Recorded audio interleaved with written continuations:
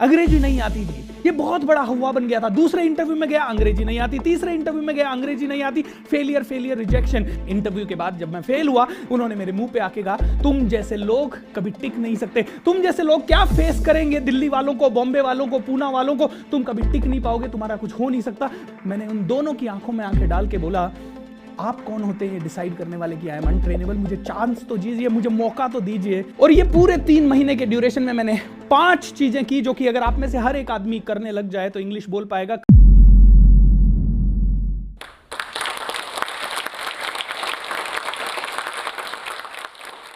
नमस्कार दोस्तों, मेरा नाम भूपेंद्र सिंह राठौर है। पेशे से मैं एक मोटिवेशनल स्पीकर हूं।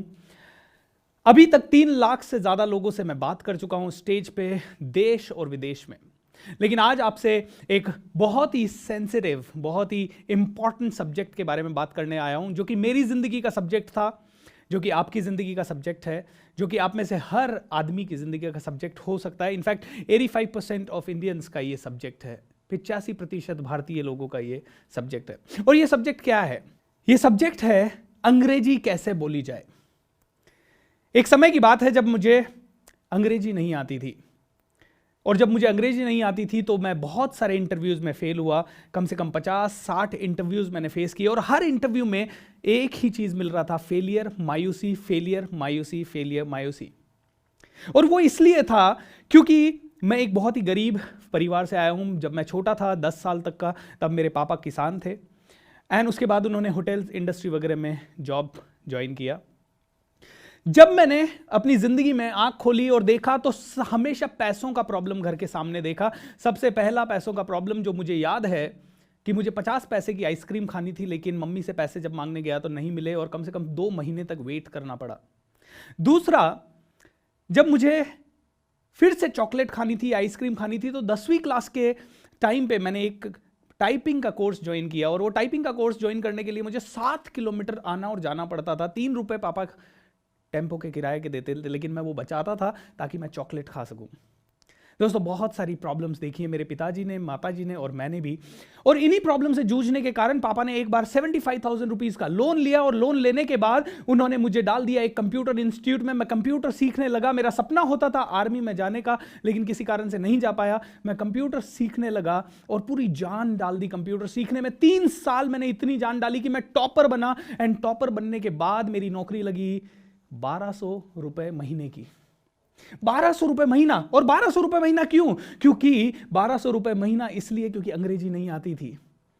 अंग्रेजी नहीं आती थी, ये बहुत बड़ा हवा बन गया था। दूसरे इंटरव्यू में गया, अंग्रेजी नहीं आती। तीसरे इंटरव्यू में गया, अंग्रेजी नहीं आती। Failure failure rejection. एक बार तो ऐसा हुआ कि जब मैं इंटरव्यू में गया तो वहां पे जो प्लेसमेंट एजेंसी वाले थे जिन्होंने इंटरव्यू कंडक्ट करवाया था, इंटरव्यू के बाद जब मैं फेल हुआ, उन्होंने मेरे मुंह पे आके कहा, तुम जैसे लोग कभी टिक नहीं सकते। तुम जैसे लोग क्या फेस करेंगे दिल्ली वालों को, बॉम्बे वालों को, पूना वालों को, तुम कभी टिक नहीं पाओगे, तुम्हारा कुछ हो नहीं सकता। बस वो दिन था जब मैंने अपने आप से प्रॉमिस किया, अंग्रेजी तो बोलना है, I will speak in English. ये मैंने सोच लिया, मैंने ये ठान लिया था कि अब मैं बनूंगा। और मैंने 1 महीने की अंग्रेजी की कोचिंग ज्वाइन की। मिस ली करके अजमेर में एक ट्रेनर है, उनसे। मेरे लिए बड़ा तकलीफ दे था क्योंकि 1000 रुपए उस पर्सनल कोचिंग का फीस था, और उस समय 1000 रुपया बहुत बड़ा अमाउंट हुआ करता था। एंड ऊपर से मुझे 8 से 9 किलोमीटर तक जाना और आना साइकिल से पड़ता था, यानी कि मैं घर पे पहुंचता था रात को 11 बजे। 1 महीना वो ट्रेनिंग लिया, उसके बाद मैं फिर से इंटरव्यू में बैठा। लेकिन इस बार मेरी किस्मत अच्छी थी। किस्मत अच्छी ये थी कि इंटरव्यू के लिए 250 लोगों की चेयर्स लगी हुई थी। जेनपैक्ट कंपनी का इंटरव्यू था, और एक भी आदमी इंटरव्यू के लिए नहीं आया। मार्क जो इंटरव्यूअर था, उसने कहा, भूपेंद्र, या तो आपकी किस्मत बहुत अच्छी है या हम बहुत खराब हैं, हमें आपको ले जाना पड़ेगा, जबकि आपने इंग्लिश में सारी गलतियां की है। पहली बार लक ने मेरा साथ दिया, और जब लक ने साथ दिया, मार्क एंड हिमांशु दोनों इंटरव्यूअर्स ने मुझे, कोई भी नहीं आया था इसलिए सेलेक्ट किया, और जेनपैक्ट जयपुर में लेके आए। 1 महीने की मुझे इंग्लिश की ट्रेनिंग मिली। सर हेमंत अंबुआनी ने मुझे इतना अच्छा ट्रेनिंग दिया, 6 घंटे रोज, और मैंने भी करीब 12 घंटे रोज उसके लिए काम किया। लेकिन जैसे ही मैं जेनपैक्ट में पहले दिन आया, हेमंत अंबुआनी सर ने मेरा असेसमेंट लिया, और सेकंड डे मुझे बोला, भूपेंद्र, यू आर अनट्रेनेबल। क्योंकि तुमने इंग्लिश की सारी गलतियां कर दी है यार। तुमने 1 मिनट का मैंने आपसे इंटरव्यू लिया और उसमें सारी गलतियां कर दी है। You are untrainable. उन्होंने मुझे एचआर को रेफर किया और एचआर और दोनों ने मिलकर डिसाइड किया कि भूपेंद्र आप आगे नहीं बढ़ सकते। उस समय पहली बार मुझे जिंदगी में बहुत गुस्सा आया। मैंने उन दोनों की आंखों में आंखें डाल के बोला, आप कौन होते हैं ये डिसाइड करने वाले कि आई एम अनट्रेनेबल? मुझे चांस तो दीजिए, मुझे मौका तो दीजिए। एंड मेरा वो क्षण भर का कॉन्फिडेंस काम आया। उन्होंने मुझे मौका दिया। हेमंत सर ने बहुत अच्छी ट्रेनिंग दी, मैंने भी जी जान लगा दिया। 18 दिन की ट्रेनिंग हुई एंड उन 18 दिन की ट्रेनिंग में हर एक ट्रिक मिला इंग्लिश सीखने का। मैं इंग्लिश सीखने लगा और धीरे धीरे मैं इंग्लिश में अच्छा बात करने लगा। उसके बाद मैं 1 महीने बाद कंपनी से फिर से निकाल दिया गया, क्योंकि अच्छा तो बोलने लगा था लेकिन सारी गलतियां अभी भी इंप्रूव नहीं हुई। दूसरा मौका मुझे IBM दक्ष में मिला। 1 महीने फिर से ट्रेनिंग मिला लेकिन फिर से निकाल दिया गया और अब मैं फाइनली पहुंचा कन्वर्जिस, जो कि नंबर 1 कॉल सेंटर है वर्ल्ड का। दोस्तों कन्वर्जिस में मैं आया और ये पूरे 3 महीने के ड्यूरेशन में मैंने 5 चीजें की जो कि अगर आप में से हर एक आदमी करने लग जाए तो इंग्लिश बोल पाएगा। कन्वर्जिस में मेरे आने के बाद मैं अच्छी अंग्रेजी बोलने लगा और आज मैं नेशनल और इंटरनेशनल लेवल पे, देश और विदेश में हर जगह पे मैं इंग्लिश में बात करता हूं, हर जगह बात करता हूं। मैंने एक किताब लिखी है जिसका नाम है master your thoughts master your life.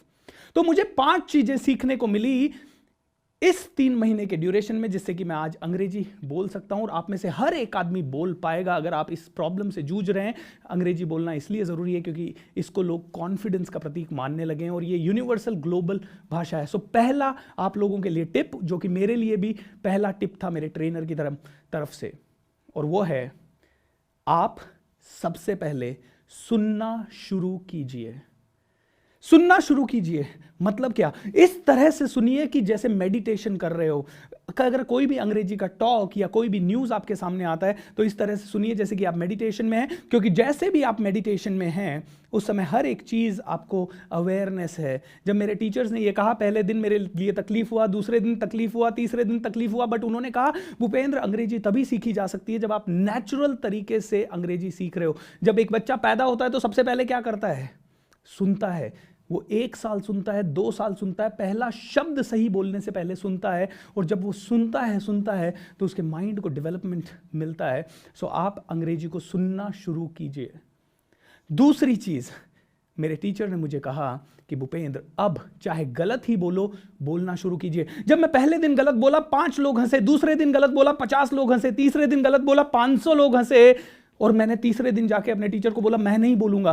उन्होंने कहा भूपेंद्र आज 50 हंस रहे हैं, 500 हंस रहे हैं, 5000 हंस रहे हैं, हंसने दो, लेकिन अगर आप बोलते गए तो फ्यूचर में 50 लाख लोग हमेशा आपको सैल्यूट मारेंगे। ये बात उनकी मेरे दिमाग में घुस गई। मैंने गलत बोलने का कॉन्फिडेंस डेवलप करना शुरू कर दिया। मैंने कहा बोलना अब अंग्रेजी में ही है। मैंने हर जगह रिमाइंडर लगा दिए, अपने रूम के अंदर रिमाइंडर लगा दिया, बाथरूम के अंदर रिमाइंडर लगा दिया, बुक्स के ऊपर रिमाइंडर लगा दिया, स्पीक इन इंग्लिश, अंग्रेजी में बात करो, अंग्रेजी में बात करो। मैं दिन भर अंग्रेजी में बात करने लगा, और जब मैं दिन भर अंग्रेजी में बात करता धीरे धीरे ये डेवलप होती गई।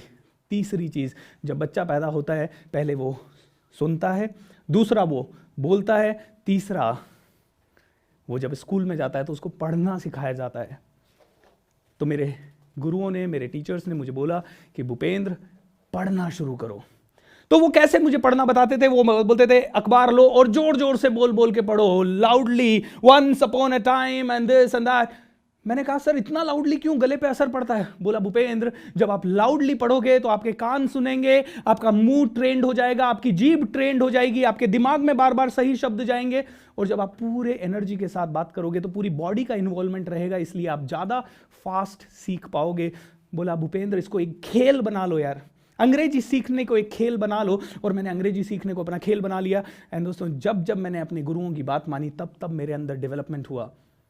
एंड चौथी चीज़, राइटिंग। आप लिखने की प्रैक्टिस करो, कम से कम 1 पेज डेली, और उसे ऐसे इंसान से चेक कराओ जिसको अंग्रेजी अच्छी आती है। एंड आखिरी चीज़, सोचो अंग्रेजी में ही।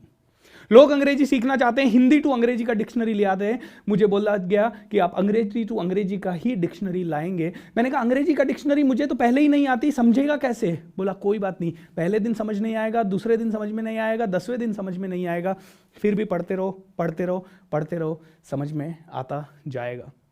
सो दोस्तों ये जब 5 टिप मैंने फॉलो किए तो 3 महीने के अंदर अंग्रेजी में बोलने लगा बहुत ही बढ़िया तरीके से। अब मेरे पास कई लोग आते हैं, बोलते हैं सर अंग्रेजी नहीं आती, और वो इतना कॉन्फिडेंस से बोलते हैं कि अंग्रेजी नहीं आती। मैं उनको यही बोलता हूं, कितने साल पहले आपको पता था कि आपको अंग्रेजी नहीं आती? और उनमें से कोई कहता है 6 साल पहले, कोई कहता है 8 साल पहले, कोई कहता है 12 साल पहले। मैं कहता हूं 12 साल में आपने जितनी बार बोला कि आपको अंग्रेजी नहीं आती, उतनी बार अगर एक एक सेंटेंस अंग्रेजी का बोल लेते तो अंग्रेजी आ जाती। दोस्तों, this is what I have learn. ये ही मैंने अपनी जिंदगी में सीखा।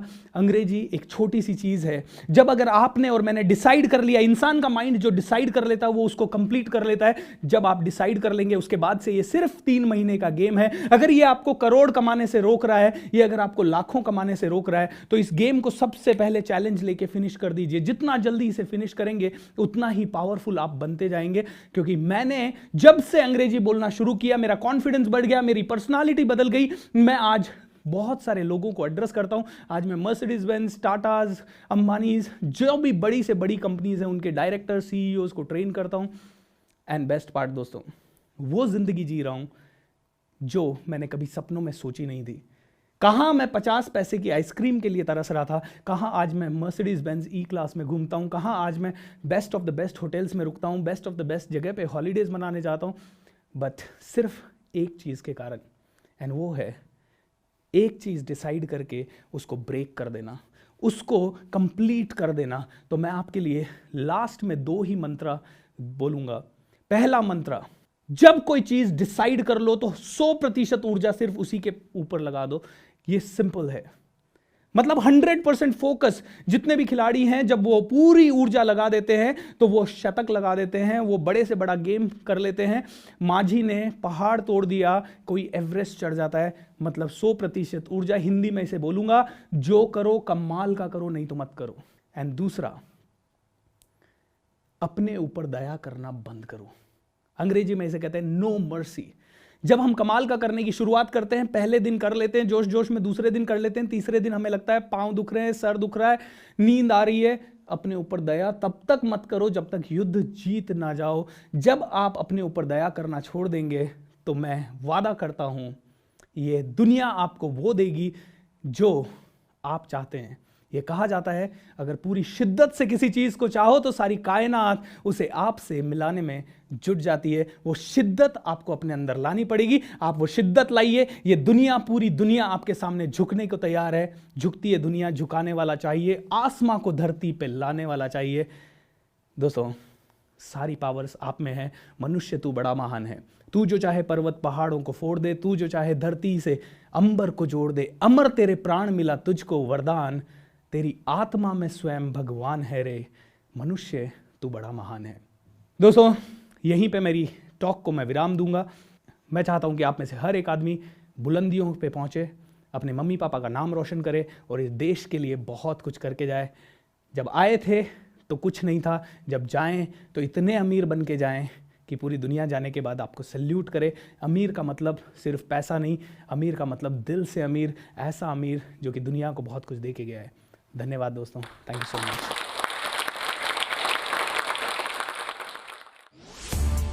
इस वीडियो के बारे में अपनी राय नीचे कमेंट सेक्शन में हमें बताएं और अपने दोस्तों के साथ ये वीडियो शेयर करना ना भूलें।